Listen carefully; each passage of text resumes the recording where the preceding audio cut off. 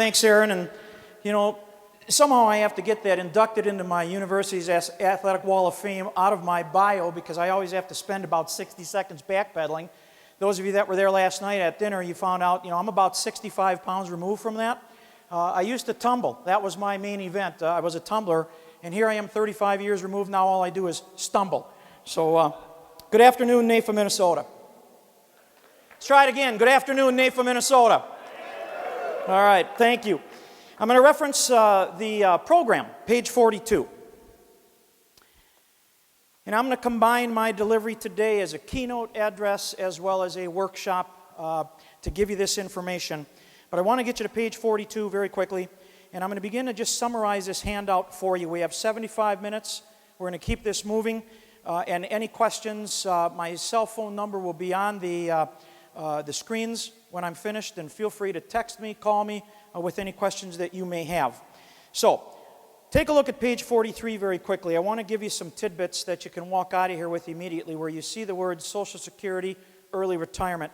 I want you to write this fraction down, 0.05%.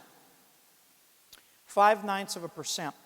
In other words, when someone's taking their benefit early from Social Security, they're going to have a reduction. In its truest sense, ladies and gentlemen, it's 5,208 10,000ths. Of course, you're not going to share that with your client. 0.05% each month prior to full retirement age is going to get you close. Moving down to Social Security delayed retirement, it's very important that everyone in this room knows that if your date of birth, your year of birth, is 1943 or later, it's an 8% increase for every year an individual delays their benefit.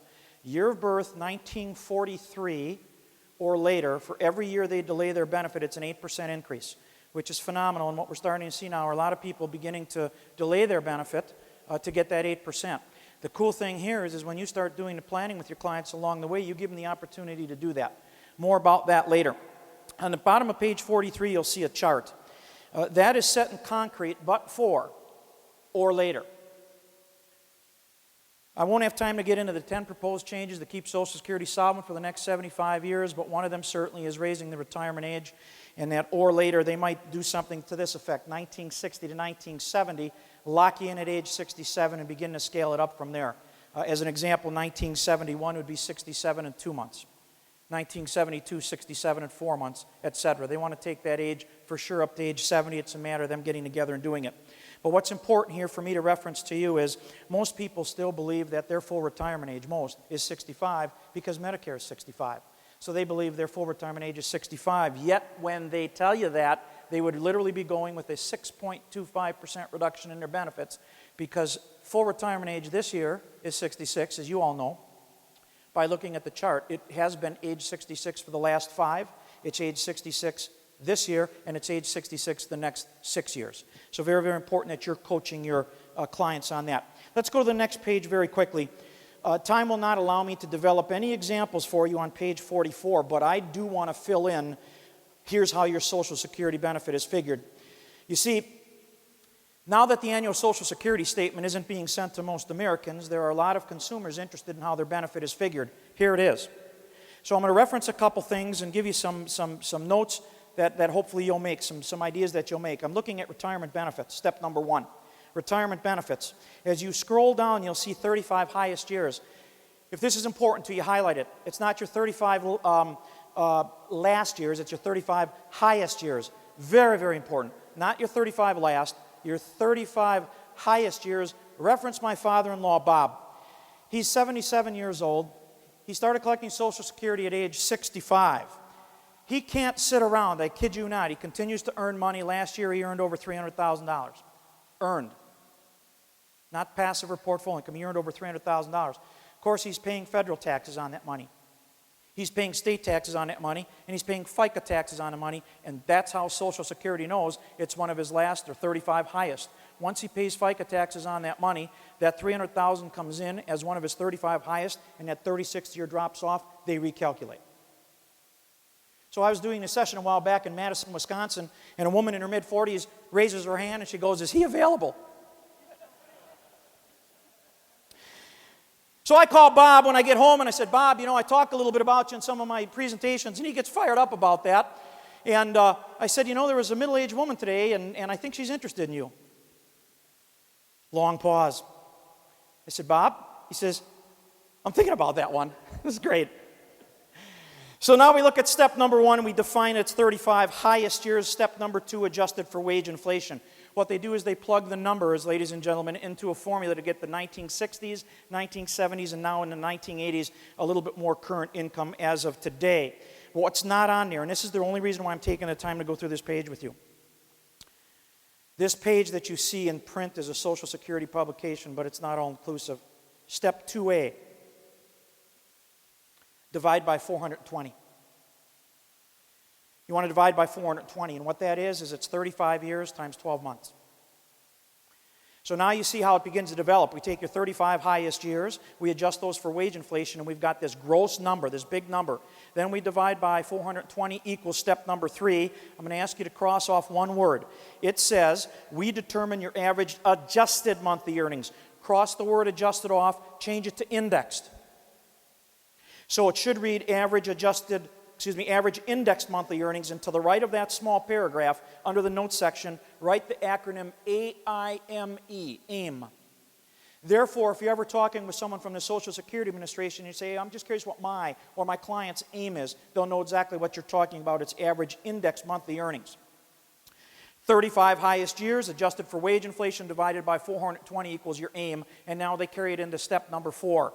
And what you'll read there is we multiply that AIM by percentages in a formula specified by law, yet they don't give you the law. I will in just a moment. But you'll read that formula results in benefits that replace about 42% of a person's earnings, assuming they have average earnings. Just so you know what average is this year with Social Security, it's between $40,000 and $45,000 of earnings. That's what they consider average. So if you're making notes, in the end, Social Security will look at you and will look at your clients in one of 4 categories, and here they are. You're either a low-income earner, an average wage earner, a high-income earner, or a maximum wage earner. I'll repeat those for those of you making notes. In the end, when they get to this point, they look at us in one of 4 categories. We're either a low-income earner, an average wage earner, a high-income earner, and of course we would know low income would be below 40. High income would be anything above 45. Maximum wage earner this year would be $117,000. So that's how they look at us, and they take a look and say, hey, look, it's designed to replace 42% of a person's earnings if they have average earnings. And they go on to read here, the percentage is lower for people in the upper income brackets. Let me give you that percentage because they don't tell you what it is. It's 24%. So if you're a higher income earner, above the $45,000, Social Security is designed to replace approximately 24% of your pre-retirement income. And it goes on to read, and oh, by the way, the percentage is higher for people with lower incomes. And you should know that what that higher percentage is, it's 56%. So if you're a lower income earner, Social Security is designed to replace about 56% of your pre-retirement income. Now, I'm almost finished with this page, and I appreciate your patience on it, because to me, this isn't the meat of what I want to get to you. I just feel rather than to have this page in here and not be fully complete for you, it would be a disservice to you. So one more time, then, here's what we've got. We've got your 35 highest years. We adjust for wage inflation. We divide by 420. That equals your AIM, and they plug it into a formula. And I'm going to give you the formula where I actually print it is right on the bottom, right underneath step number 4. It's step 4A, B, and C. Here we go. 4A is 90% of the first $816. 90% of the first $816. Step 4B, 32% of the next $4,101. 32% of the next $4,101. Step 4C is 15% of the remainder, if any. Those are called, and I'll tell you what, if you ever call a Social Security office and you use this terminology, you hit a home run with them. They're called BEND, B-E-N-D, BEND points. 4A, B, and C are called BEND points. I've been studying this topic since October of 1998. The 90, the 32, and the 15% have not changed. The numbers do every year, but the percentages have not yet. Again, why do I spend 5 minutes on this page with you? Because there are a lot of people now that don't get that annual statement, and they want to know how their benefit is figured, and now you have it all on this page. Last time, 35 years adjusted for 35 highest years adjusted for wage inflation divided by 420 equals your aim. They plug it into those bend points and it's calculated. On page 45, you'll see the word qualifying. I will have time to give you those 4 steps. And taxation, for those of you making notes, you want to write these 3 things down. FICA, earnings limitation, and modified adjusted gross income. I'll repeat. The 3 areas of taxation that I will cover with you, and these are fraught with ideas for you to get with your clients. FICA, earnings limitation, and modified adjusted gross income. All right, let's go back to page 42. I'm going to give you Social Security's toll-free number, 4 websites, 3 tips, and 2 recent law changes all on that page.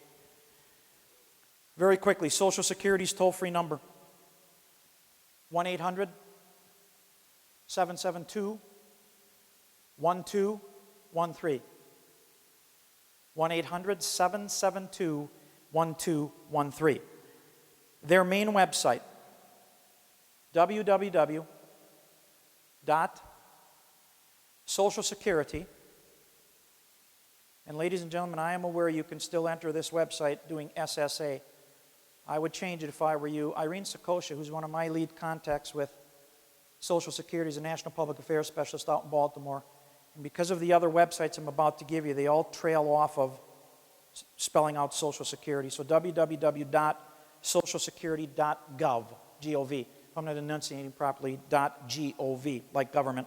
So you got the toll-free number now, you've got their main website. Show of hands. How many of you knew Social Security has created a website just for financial planners? Show of hands. Thank you. Now, I know some of you have been in my sessions over the years, and I've shared it with you then, so ladies and gentlemen, for the rest of you who are seeing me for the first time, you can see how effective I've been. This is fascinating. They've created a website just for financial planners, and you don't have to be a CFP to enter it. It's great. So let me give it to you. It's www.socialsecurity.gov/. So it's the exact same website I gave you, but now we add / 2 words. Financial planners, but it's all one. It's all one, no space. Financial planners, plural. www.socialsecurity.gov / financial planners. Todd Johnson.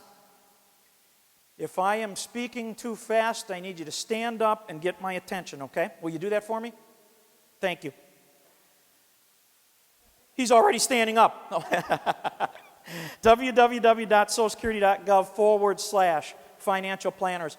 I'll tell you what, if you choose to get into that website, spend some time. It's fascinating. And I'm going to give you a couple other tips as well. Here's another website. Once they did away with the annual Social Security statement, they created a different website that would allow you to sit with your client and put all the hypotheticals in, what they would call all what ifs. Here's the website, www.socialsecurity.gov / estimator. ESTIMATOR. I'll repeat, www.socialsecurity.gov / estimator. Fascinating, and it allows you to sit with your client now and put in hypotheticals and what ifs. And finally, the 4th website. By the way, show of hands, how many of you have set up your own account from Social Security? Very nice, very nice. Then you already know it, but let me repeat it nonetheless. www.socialsecurity.gov / I'm told you can enter it 2 ways. My account, all one word, my account, or my statement. Irene had told me it was my statement. The publication in print says my account. I believe you can enter it either way, www.socialsecurity.gov / my statement, all one word, or my account. So my wife's setting hers up a while back. It's absolutely fascinating. She's setting hers up, and I'm sitting next to her watching her do this. Those of you, and a good number of you have it set up so you know exactly what I'm talking about, they ask you about a half a dozen multiple choice questions, all public information, but as they begin to hone it down, only fewer and fewer people would know that. So the very first question that's asked her, it boots up and it says, which one of the following vehicles do you currently drive? And they had four of the vehicles she's driven at one time or not in her life. Well, that's easy, right? Motor Vehicle Department would know that. I've got my elbow in her side saying, answer it wrong, answer it wrong. I want to see what happens. Guess what? You answer it wrong, you know what happens?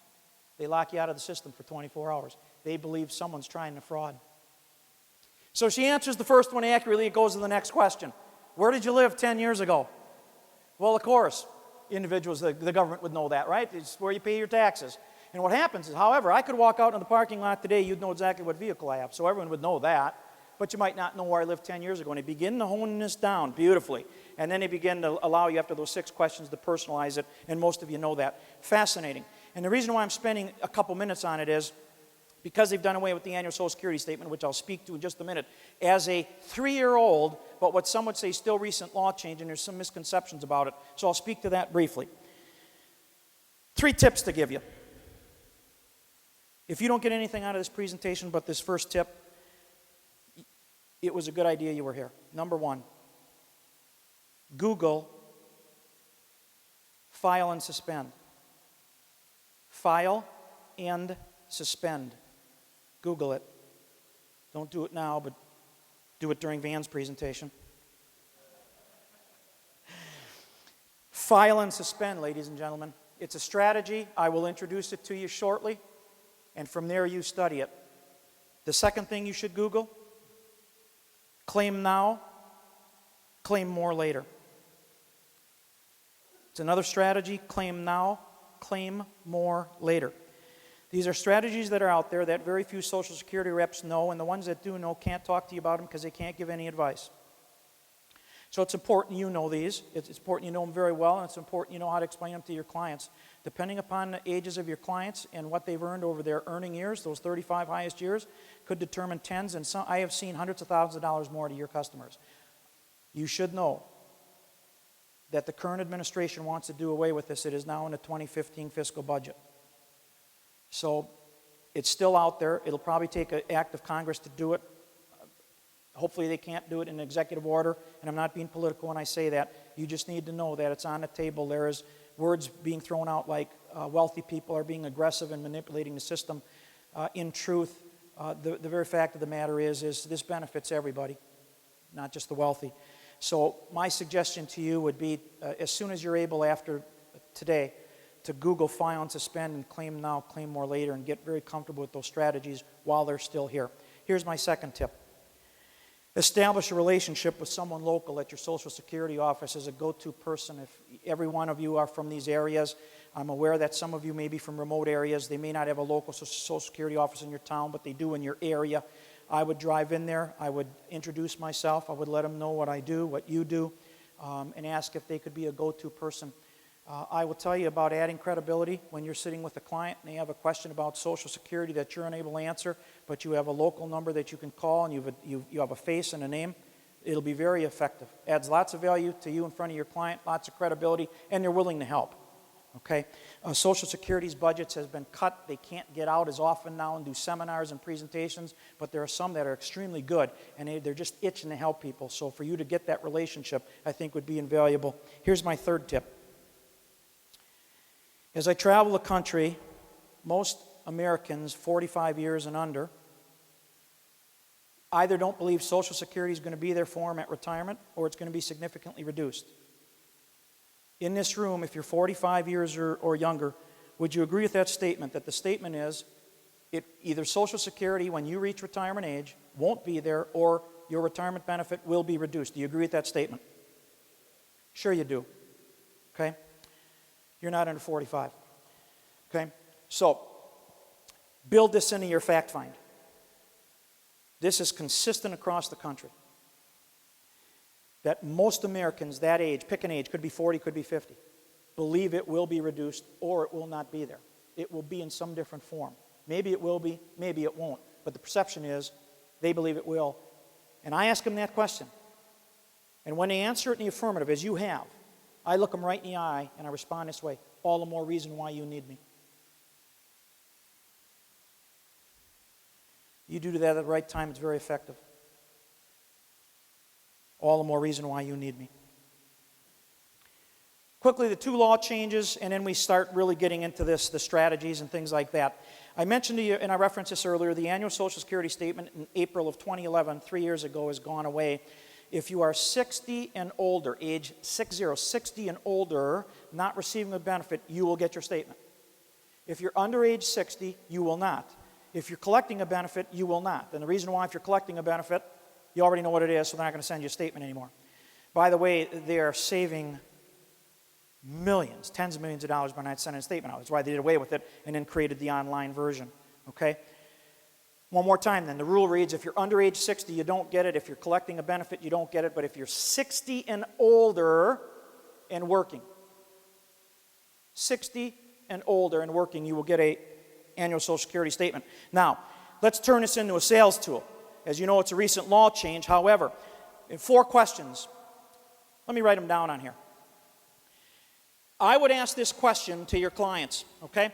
Number 1, did you set up, if you know they're in the age parameters where they don't get an annual Social Security statement, I would ask them, hey, have you set up, just as I did you, and I asked for a show of hands, how many of you have set up your Social Security statement online, okay? Or, if they're over 60 and working, how many of you have received it? That's your first question. Number 2, did you have a chance to review it? Most will say they looked at it. You know what most people look at in that statement? Their retirement benefits first and their earnings history second. Early retirement, full retirement, delayed retirement. That's what most people look at those numbers. They get it, they look at the numbers, and they look at their earnings history to make sure it's accurate. That 35 years, or some of you in this room may have 40, 45, 50 years exposed. Good for you. They'll take your 35 highest. Did you set it up or have you received it? Yes. Did you have a chance to review it? Glanced at it? Number 3, do you have any questions about the statement? Now, where I think you begin to add value here is, they may have that toll-free number in the website on a statement, but they don't know exactly where to look for it. Certainly, if you can answer their questions, your credibility, you just added tremendous value. If you cannot, give them the toll-free number of the website. And again, I think you're adding that value. And number 4, fourth question, watch how this flows now. Hey, I'm just curious. These are your customers. I'm just curious. Have you set up your most recent annual Social Security statement? Or have you received it? Let's assume the answer is yes. Did you have a chance to review it? Glanced at it. Any questions? No. And if they have questions, help them. Okay? Number 4, are you happy with the amounts you see? Guess what most people say? Let's try that again, Nate from Minnesota. Guess what most people say? Correct. And that's where you come in. Using this vehicle here as a tool, almost as pre-approach. Fascinating. Most people aren't happy. Well, guess what? There's 8 numbers on that statement. 8. Early retirement, full retirement, delayed retirement. What does that speak to with what you do every day? Permanent cash value life insurance, annuities, securities. 1 disability number, disability insurance. And guess what? 4 survivors numbers, depending upon the makeup of your family, speaks to life insurance, doesn't it? Could be a great tool for you to get in front of your clients using this statement or their account. I'll keep moving on. Let me give you the second law change, and then we'll get into early retirement. By show of hands, if I mention 2 words, do-over. How many of you know what I'm talking about? Beautiful. Okay, well, the do-over is over. So I'm not going to spend where I normally would take 10 minutes to explain it to you and let you know what it all is about. I can do it in about 60 seconds. There was a time, ladies and gentlemen, and I'm going to read the press release. There was a time when someone could take their benefit early from Social Security, let's say age 62. And maybe they hit full retirement age 66 or even delay at age 70. Now check this out. At age 62, they go with 75 cents on a dollar. At age 70, they go with $1.32. So what some people were doing is taking that benefit early, getting 96 payments, 8 years. And at age 70 saying, you know what, I'm still in great health. My future looks good. My longevity seems like it's going to be there looking forward. I'm going to pay them back all 96 months in one payment, one lump sum. And they're going to recalculate my benefit. I'm going to go from 75 cents on a dollar to $1.32. Now, there was strategy to that. You had to make sure you had enough time moving forward so you're going to make up the difference because you're giving the money back. But this was an interest-free loan from the government, period. Last year, I said this in front of 266 financial planners in this state. One of them didn't like what I'm about to say. If there was anyone in that room, and if there was anyone in this room, and you knew about that strategy, you knew about it, and you didn't share it with your clients, it doesn't matter politically how you felt about it. You owed it to your clients to share it with them. It's their decision if they wanted to use it or not. Well, it's gone. You get 1 year. Let me read the press release. The Social Security Administration today published final rules effective immediately. Today's date, December 8th, 2010. Why am I sharing something that's over 3 years old? There's still misconception that this can be done. It cannot, but for 1 year. Published rules effective immediately that limit the time period for beneficiaries to withdraw an application for retirement benefits. Here's the piece you want to know. To within 12 months of the first month of entitlement. And you can only do it once. One withdrawal per lifetime. In other words, what I'm saying to you is if someone takes this strategy at age 62, they take their benefit early, and they decide it was a bad idea, they shouldn't have done it, they have 12 months to undo it. If that 13th check comes out, it's too late. By the way, once they get the first check, it's in motion. They have now lost the file and suspend option. And we'll talk about file and suspend in about 20 minutes. But I got to tell you, this is fascinating. So it's important that your clients aren't under the misconception they can do this anymore. They can for 1 year. I use 62 to 63, and what would that mean to them if they change it 1 year? 6.25% more money. How about someone at age 66 and they turn 67 and say, shoot, I shouldn't have collected at age 66. I should have waited. I could have got 8% more. They can undo it within that 12-month period of time, get 8% more moving forward. Okay? So for the most part, the do-over is over. If there's any questions now on anything that we've talked about up till this point, write them down and get to me, okay? By text or by phone. Here we go. I love interaction, so hopefully you're going to bring it to me right now. We're on early retirement, Social Security early retirement. This is designed to answer the question when your client asks you, I'm thinking of taking my Social Security benefit early, what do you think? That's what it's designed to do. So, just yell them out. Early retirement, what age? Excellent. Full retirement age this year, what age? Beautiful. Delayed retirement, so far under current law, what age? This is beautiful. Good, thank you. Now, we're going to keep going. I'm going to try and keep you as current as I know, and what I didn't share with you are all my sources, but another one is my congressman. What's really cool about this is at the Super Bowl that the Packers were in 3 years ago, there were 30 people at his brunch. My wife and I were 2 of the 30. My wife sits on his advisory panel.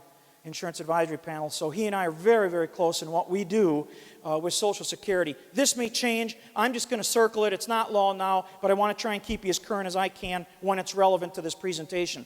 So you all know then that technically speaking, anytime someone takes their benefit this side of full retirement age, obviously it's considered early, and of course this side is considered delayed. Now, I gave you a percentage earlier. What was it? We're going to talk early retirement. It would be 0.5% each month. Each month, that's key. 0.5% each month prior to full retirement age. Now I'm going to use my father as an example. And remember, ladies and gentlemen, what the premise was, the question that came to you was, I'm thinking of taking my benefit early, what do you think? And I think as an advisor, if that's what you purport yourself to be, you should be able to get them to a break-even age. And then I have 6 considerations, 6 talking points that go along with this. But I am going to use my father in this example. My father's full retirement age, 65. Dad took the benefit as early as he could at age 62. Now stay with me on this. How many years did my father take his benefit early? How many months? I only ask that question because I have some audiences stumble right here. 3 years, 36 months. Watch this. I'm doing it the long way for you.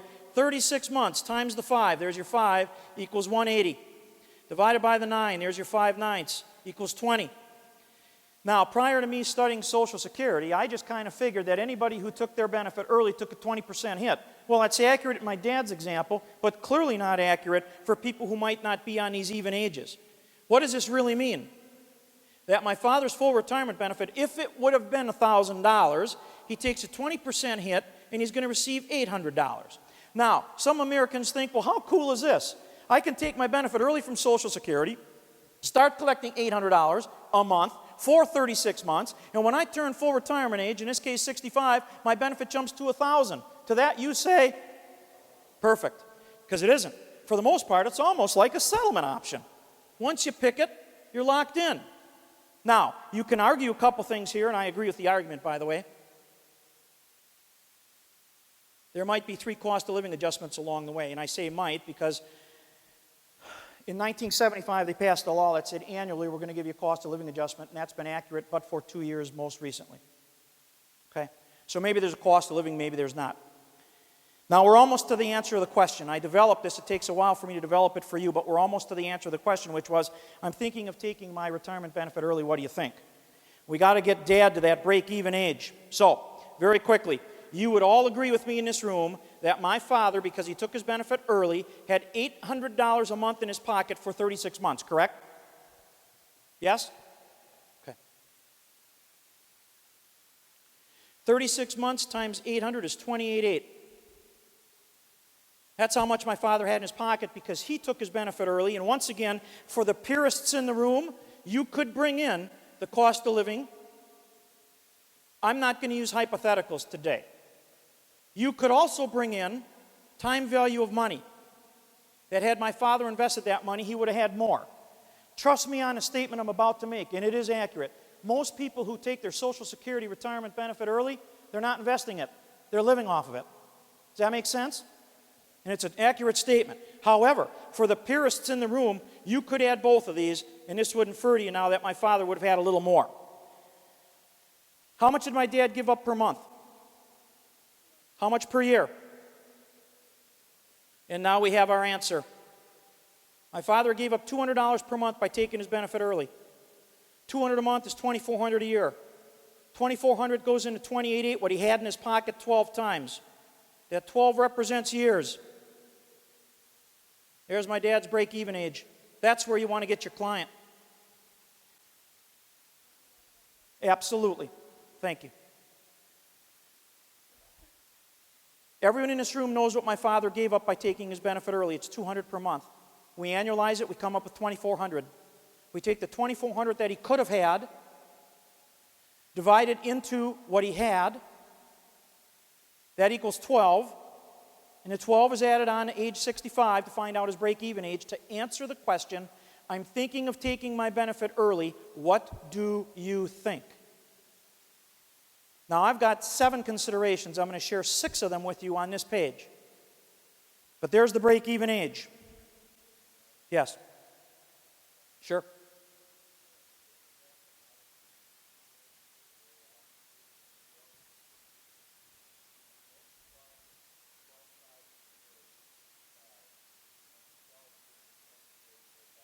Correct?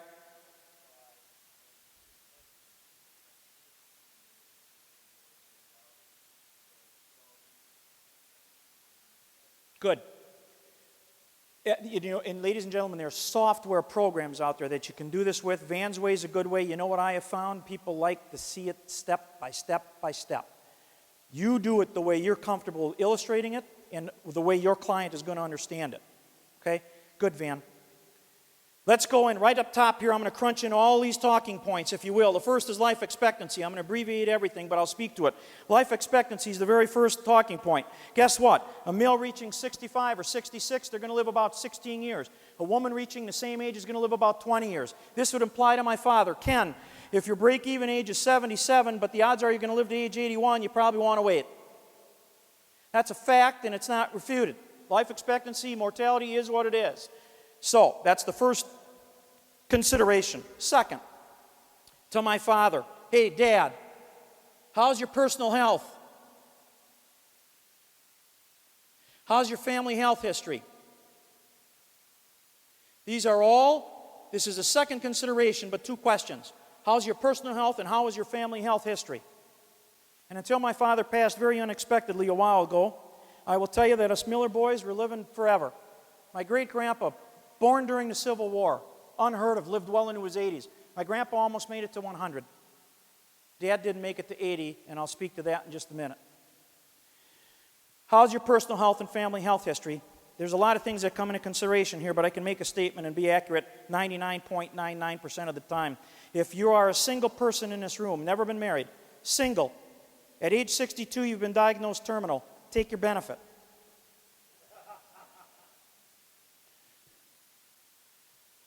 Everyone heard that, right? Okay. EL, consideration number 3, earnings limitation. Earnings limitation. $15,480, ladies and gentlemen. $15,480. Not passive income, not portfolio income, but what you go out and earn. When you're under full retirement age, you can earn and you're taking your benefit, you can earn $15,480. For every $2 you earn over that, your Social Security benefit's reduced by 1. Example, I'm collecting my benefit at age 62 and I earn $55,480. I'm $40,000 over the earnings limitation. 2-to-1 ratio. They reduce my benefit, Social Security benefit, by $20,000, or $16.67 a month. Now, not in this room, but for your average consumer, that's their entire Social Security benefit. See, the average is just over $1,200 a month.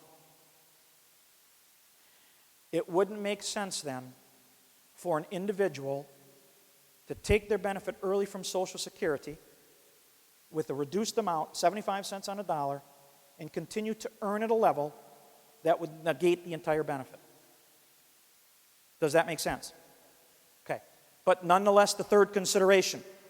Now, let me share this with you, which is absolutely fascinating.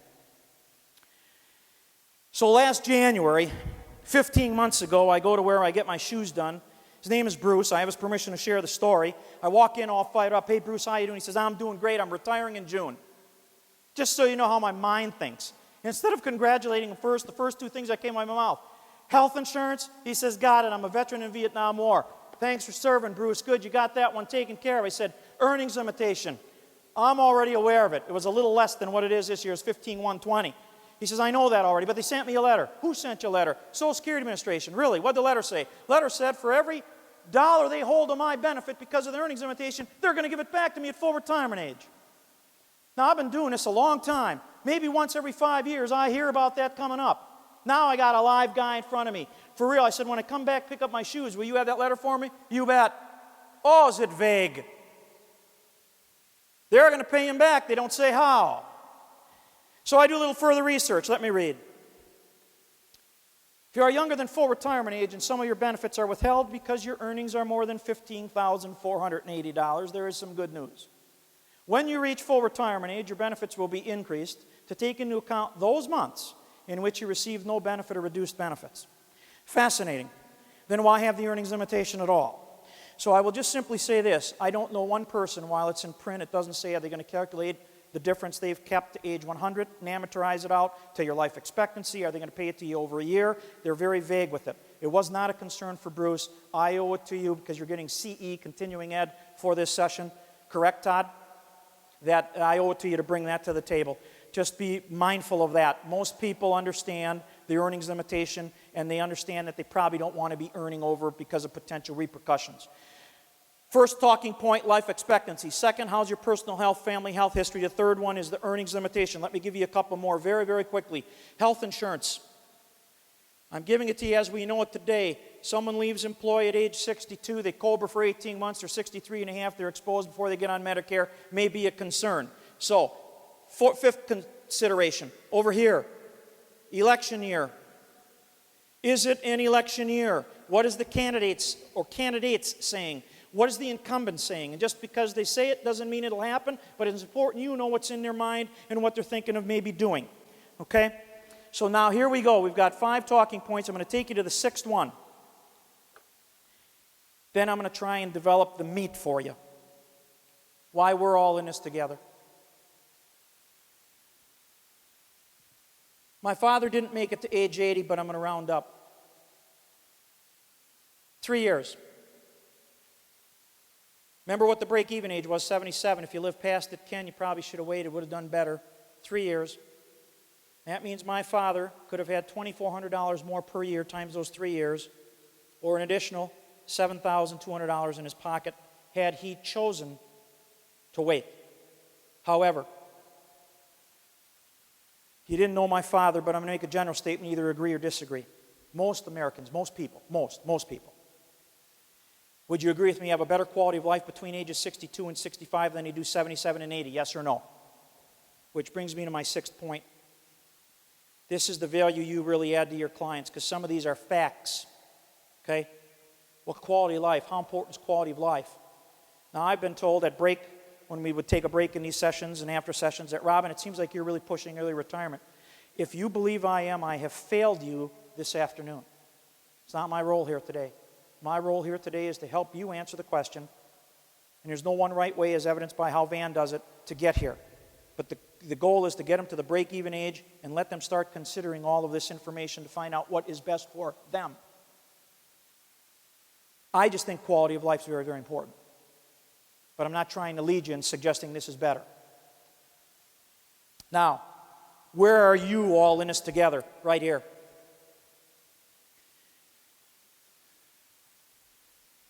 And Steve and Aaron, this is for you too. You know how it pains me to use a purple marker. I normally use black, red, blue, and green, but I know where I'm at, okay? It could be. All right? Here's where you come in, ladies and gentlemen, with the planning you do along the way with your clients, whether this be securities, whether it be cash value life insurance, whether it be annuities. You do the proper planning along the way. You give them the option to take their benefit early, and who cares if they take a $200 hit in this example per month? It doesn't matter because they kick in your products to offset the difference. All in it together right here. I'm going to keep moving. If you have any questions, jot them down and get to me. This next one I'm putting up for all the young people in the room. So far, the Social Security Administration, and I'll do this in 2 minutes, but the Social Security Administration has identified 5 round ages, if you will. Early retirement at 62, full retirement at 65, full retirement at 66, full retirement at 67, delayed retirement age 70. Okay? No surprise there. This is what I want you to know. If someone takes the benefit as early as they can, by reference from my father, was it 20%? You've heard me talk about this all afternoon long so far. Full retirement 66, they take it at 62, they go at 75 cents on a dollar. But for all you young individuals in this room, the adders, people born 1960 or later, this is set in concrete for you. It's a 30% reduction. The 0.5% won't play all the way out for you. If you're 67 and you take it as early as you can at 62, it actually would work to a 33%, but the government has capped the loss, if you will, at 30%. So this is a rule here. Why does the 5/9 important? Because not everyone retires, right, at even ages. Mine happens to be 66 in 4 months, and I'm going to illustrate that for you now with delayed retirement.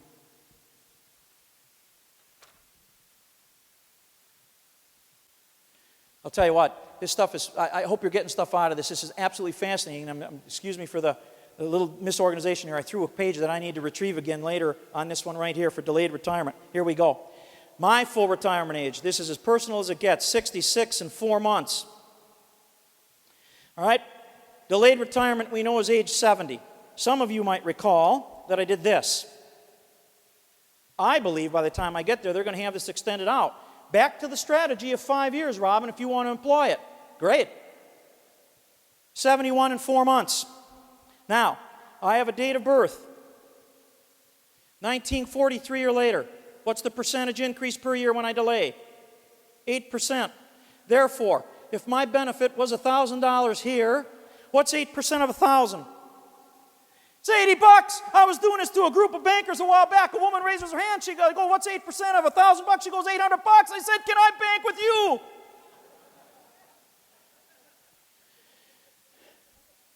$8% of 1,000 is 80. It doesn't compound. It's simple interest. However, in 5 years, I've got an extra $400, and now I'm at $1,400. Very quickly, how much money did I give up to get the extra $400 per month?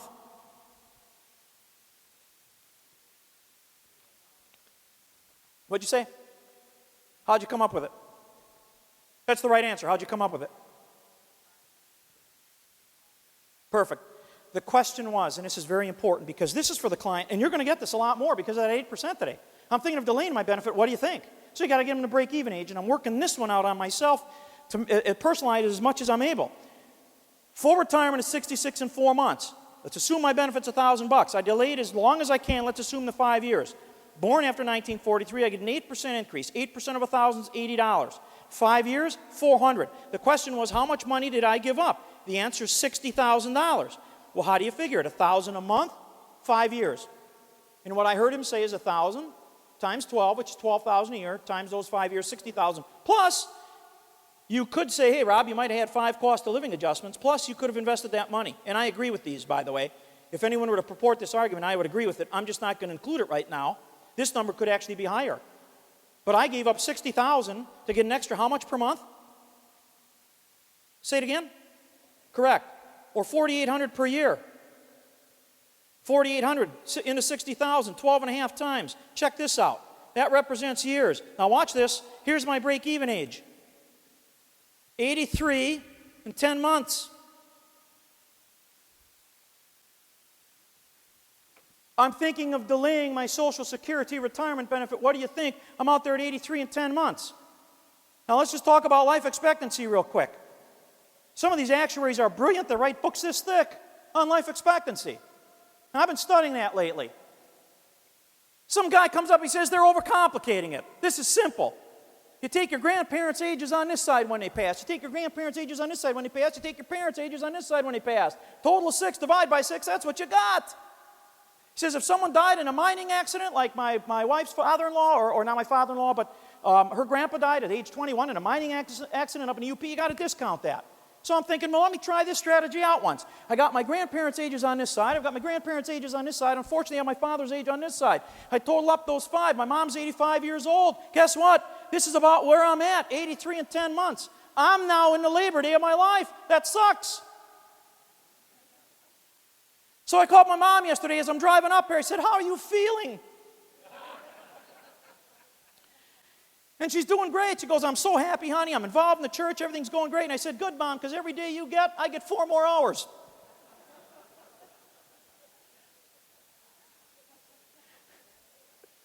I got a couple thoughts for you here. We're in this together right here. The planning you do along the way. Cash value life insurance, annuities, securities.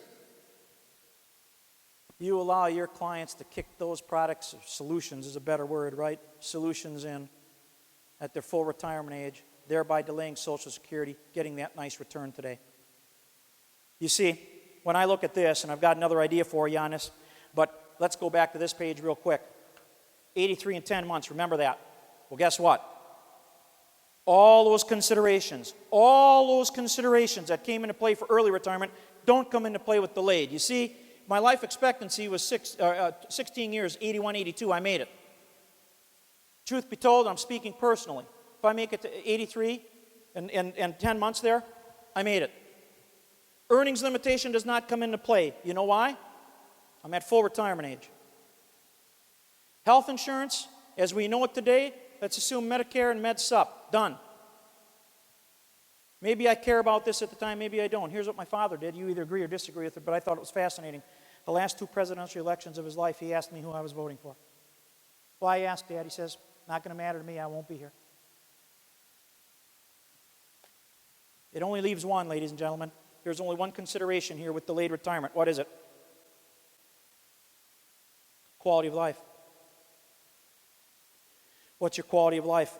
And so now you've begun to get this real personal with your clients. They've asked you these questions. You've gotten them to the break-even points. You've given them the considerations and the talking points, and now they're thinking about it. However, I want to take this one step further. Most would argue, and I agree with this argument, that the only reason now to delay your Social Security retirement benefit is to increase your spousal benefit. Here's the 7th talking point. Now, I'm going to give you a rule. The rule is very accurate, but it's very easily misunderstood. I'm going to say it twice differently, but the end result will be the same.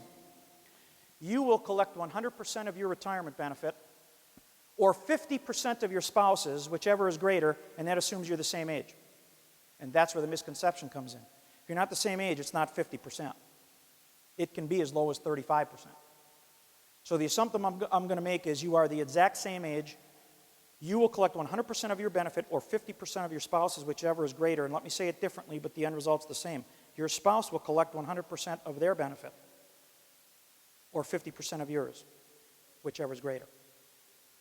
In this example, let's assume my wife and I are the same age. Let's assume she doesn't work. Those of you who've met Kathy, you know she's a pretty big hitter. Van, if $1 Million Roundtable would allow malpractice insurance premiums, and I don't believe they do they? Believe me, she would be core to the table. She is a huge hitter. She's worked in her market exclusively physicians, does a lot of malpractice insurance, a fair amount of long-term care, DI, and some health insurance. Not as much life. I think she's going to be shifting her focus a little bit.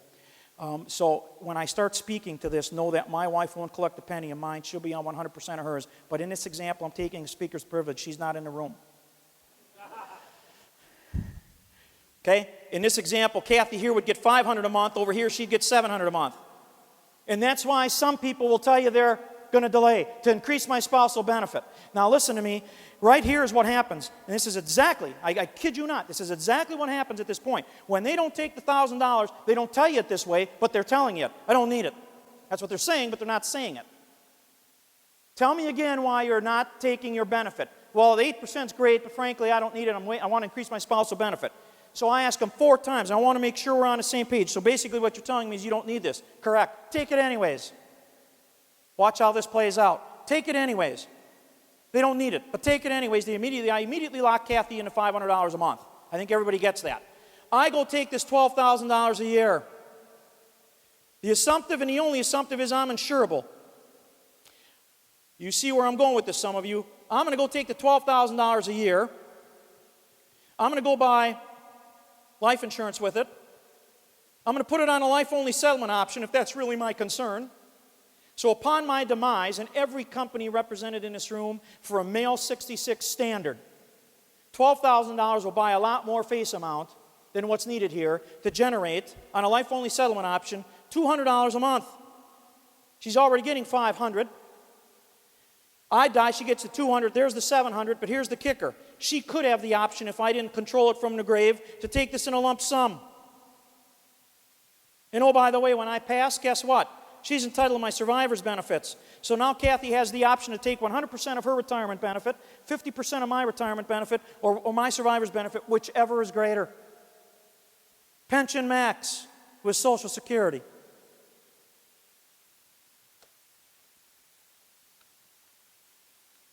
If you have any questions about these strategies, get them down and contact me after the session. I'm going to keep going. I want to get you the 2 strategies, file and suspend. I'm going to get you claim now, claim more later. I want to introduce those to you, and then you can Google them and research them further, but they're absolutely fascinating. So here we go. Strategy number 1, file and suspend. This works best at full retirement age. So if you're going to make a couple little notes, make that note, full retirement age. Can you do it earlier? Yes. You don't optimize your benefits because you're taking a reduced amount. So you want to do it at full retirement age. And this is when you and your spouse are different ages. When you're different ages. Different. File and suspend.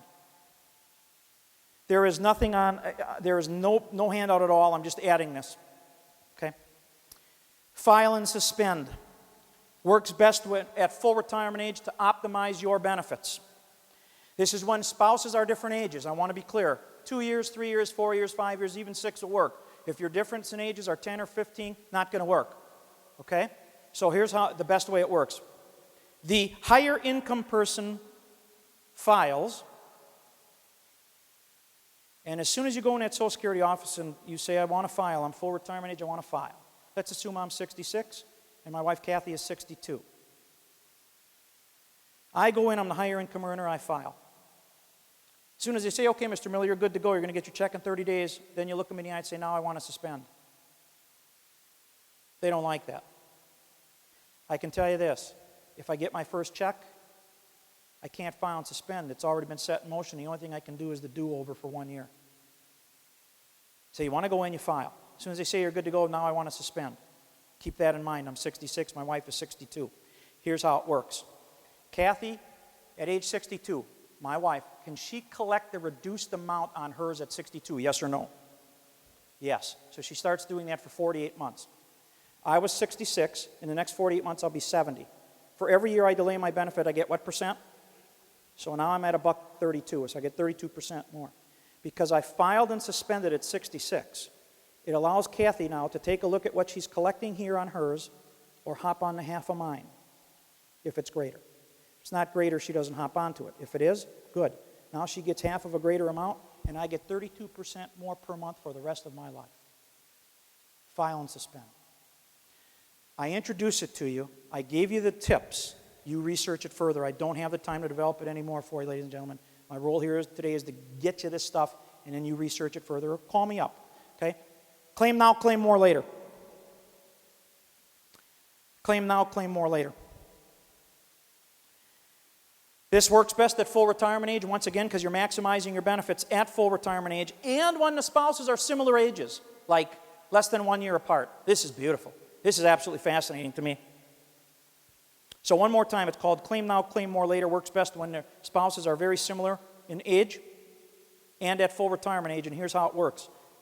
I'll use Kathy and me. We'll assume she earns less. That's not always the case, but today it is. She files at full retirement age. This is a simple yes or no to everyone in the room. Can I collect half of her benefit at full retirement age, yes or no? Yes, and that's what I do. And I delay my benefit. Every year I delay my benefit, I get what percentage? 8. So I get 48 months of half of hers, which is a bonus. And then when I'm 70, I get 32% more of mine for the rest of my life. I have seen where it means hundreds of thousands of dollars more to some people. You owe it to your customers to talk about it. And unfortunately, it may not be around much longer. If I'm you, I run with this thing as hard as I can. Because you all have clients that are right now making some tough decisions on what they ought to be doing with Social Security. If you have questions, get to me a little bit later. Let's go. Qualifying, page 45. This I can do quickly because I absolutely want to get into the FICA piece of taxation. It's absolutely great. Van, let me ask you this. I don't know your entire presentation, and I don't want you to be giving anything away, but are you at all going to talk about modified adjusted gross income in your presentation? And how repositioning some money can help with annuities? Okay, thank you. I'm going to try and get you to that, too, before my time is up. I already talked to Todd, and he knows that since I got up here at 1:03 and he gave me 75 minutes, I have till 1:18 by my watch. But I got to get this stuff to you, okay? So here we go, qualifying. 4 steps, very quickly. Number 1, got to pay in.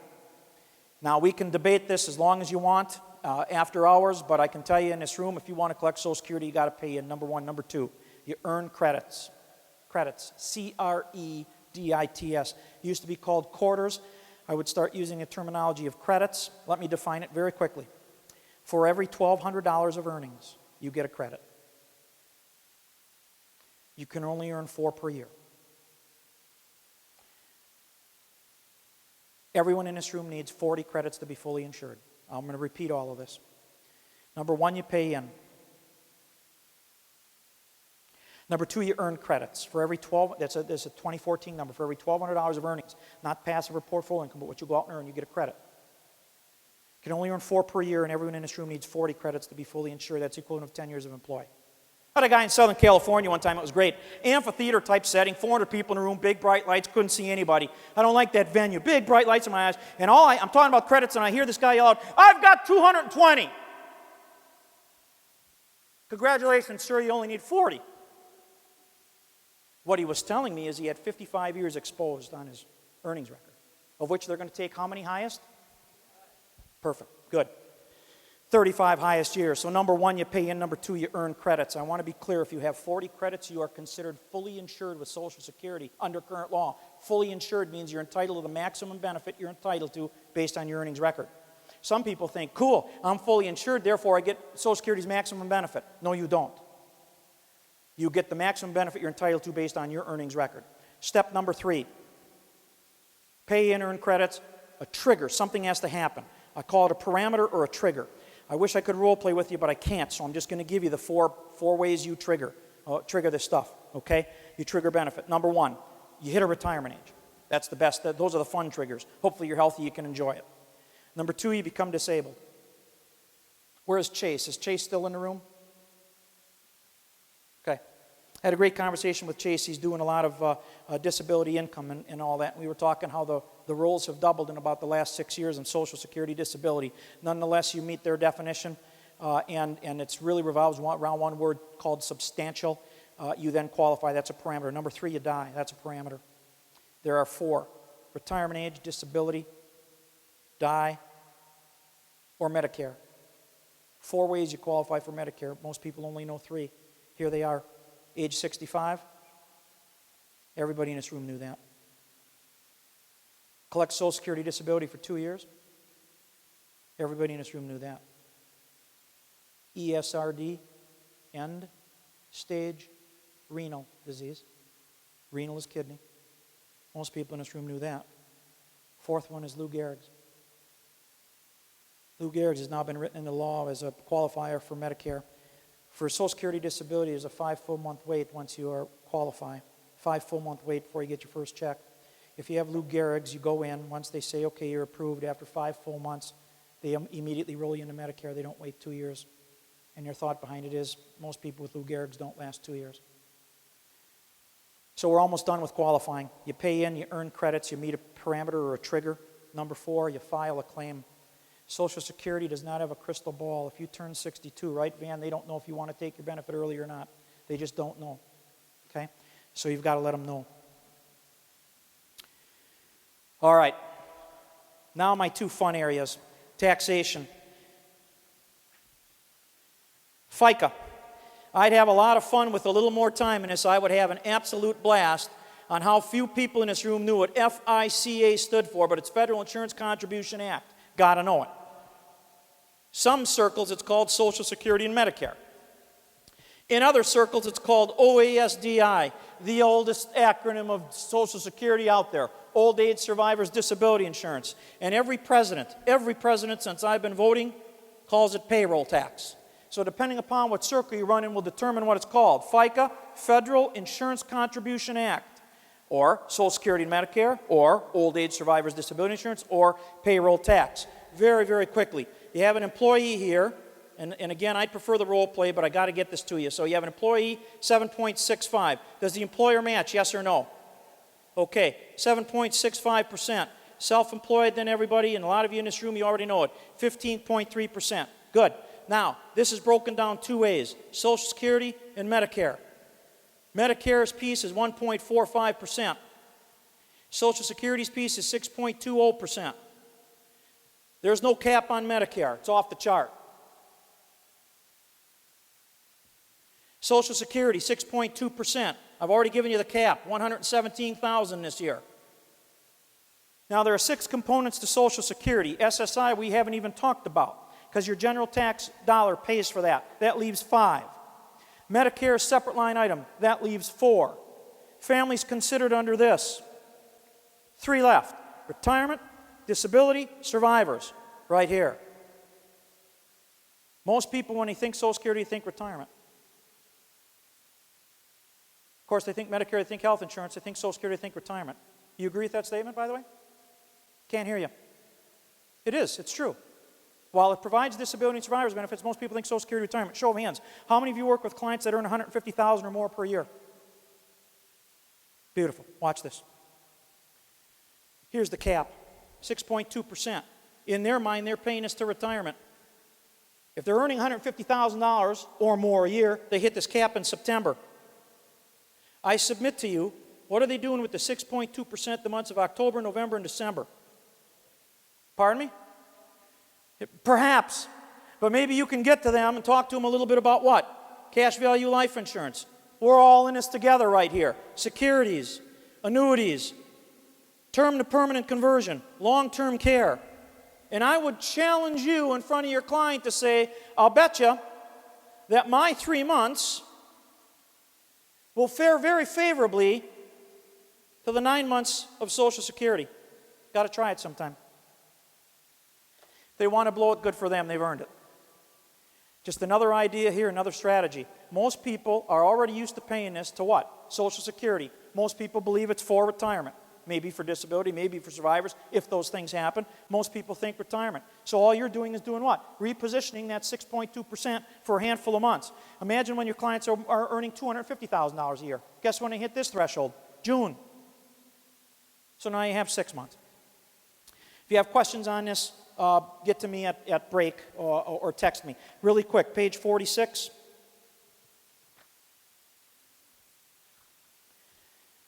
I just want to update the dates and the numbers for you. This is the earnings limitation, and all I'm going to say is change that number to 2014.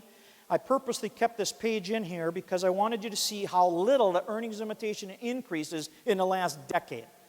But if you change the first number to 2014 and write in $15,480.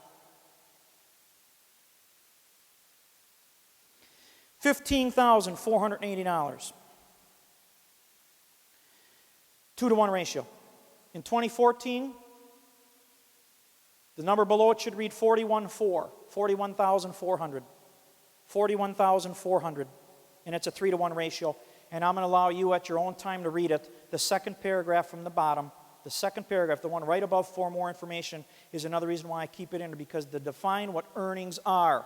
Count only the earnings you make from a job or your net profit if you're self-employed.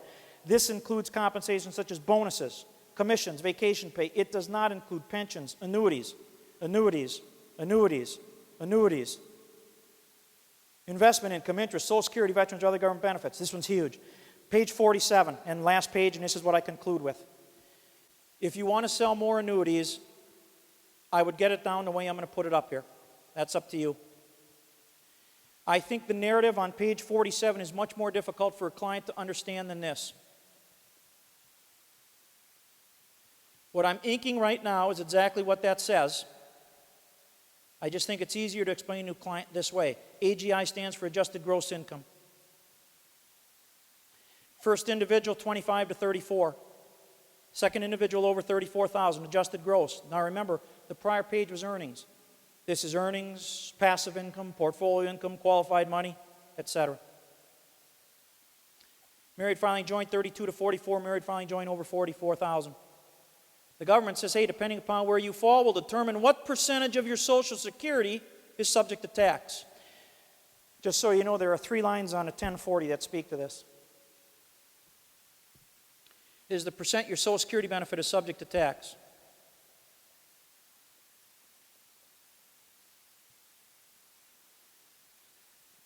There's the rule. It's what you have right in front of you. That's on page 47. I think it's easier in chart form. I'm going to use 2 examples very quickly. Aaron, would you do me a favor? In about 3 minutes, because I've got about, by my count, I've got about 4 minutes. In about 3 minutes, yell out one word. My friend's name, Russ, R-U-S-S. Just yell it out, or I'll forget, okay? Here we go. Ladies and gentlemen, let's assume in this example, Social Security pays $14,000 in a year. Now, why am I using 14? It's the average. The average is about 1,200 and some odd change. So I could have made it 15,000, just an easy number to divide, that's all. This could be 10, 20, 30. Doesn't matter what it is, the government takes half. That's the piece you need to know. The government takes half of this, $7,000, and they say, hey, look, we're going to put that $7,000 over here in the bracket you're in. Now, obviously, you're only going to be in one bracket. I'm putting it in all 4 for illustrative purposes. Once they do this, ladies and gentlemen, once the government takes half your Social Security and adds it back into your AGI, they change the term from adjusted gross income to modified adjusted gross income. In other words, your adjusted gross income has been changed. It's been modified. How so? By taking half your Social Security and putting it back in there. Now, for some people, it won't matter. You see, if I'm an individual of 25,000 and you take 7,000 of my Social Security, I'm still at the 50% break point. If I'm already an individual over 34 and you add 7, who cares? I'm at 85%. Same here. 32 or 35, you add 7,000, not going to change. Over 44, add 7, I'm already here anyways. But I can tell you this, what about the individual here that's at 24,000? Now you add 7, they go from 0 to 50%. What about the individual over here at 33,000? Add 7, triggers 50 to 85. Married filing joint at 42 or 43, add 7, triggers this. Let me bottom line it for you. Either 50% of your Social Security benefit or 85% of your Social Security benefit will be reported as taxable and taxed at the tax bracket you're in. This here, if this were 25%, it might be a little high. They're going to pay $3,000 more in taxes.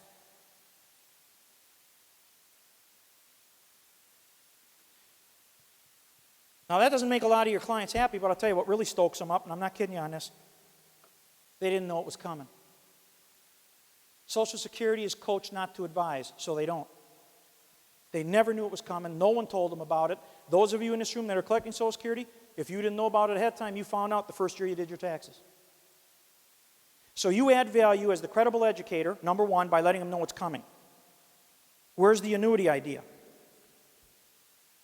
There are seniors that have money in taxable investments that are falling into the AGI, their 1099, whether it be money market accounts, CDs, muni bonds fall into this. So all we suggest is you reposition some of the money, not all of it, but some of the money, put it into an annuity. Annuity is tax deferred. Everyone in this room knows that. And just maybe, you keep them at the 50% level rather than 85%. Aaron, what was the name of my buddy? This is what I close with now, ladies and gentlemen. My friend Russ, in our business, just retired. Spent a week with him in California last week on a company trip that my wife had won. Let's talk about Russ real quick. I have his permission to share the story. He's 73 years old, just retired. Married, filing joint, over $44,000 a year. Russ chose to delay his Social Security benefit from full retirement of 66 to age 70. Gets an 8% increase on that for 4 years, $1.32 if you will, getting over $3,000 a month from Social Security. His wife turned 66 last year, full retirement age, she collects half, $1,500. That's $4,500 a month from Social Security, or $54,000, of which the government takes half, $27,000. They put it over here. It doesn't matter. He's already at the 85% level anyways. But 85% of $54,000 is about $46,000. Times his tax bracket is about $15,000 in taxes. Let me ask you this. Might that pump up some of your clients, yes or no? Sure it would. Russ knew it was coming and he could afford it. Perhaps your clients can too. But at least you make them aware it's coming. Now, just suppose we could have helped Russ a bit, just a bit, and kept him here instead of here. Maybe. Or maybe your clients. 50% of $54,000 is $27,000. Times it third in taxes, $9,000. I just saved him $6,000 a year. Now you found your long-term care insurance premium. Or what have you. Hey, Todd, we made it. Thank you.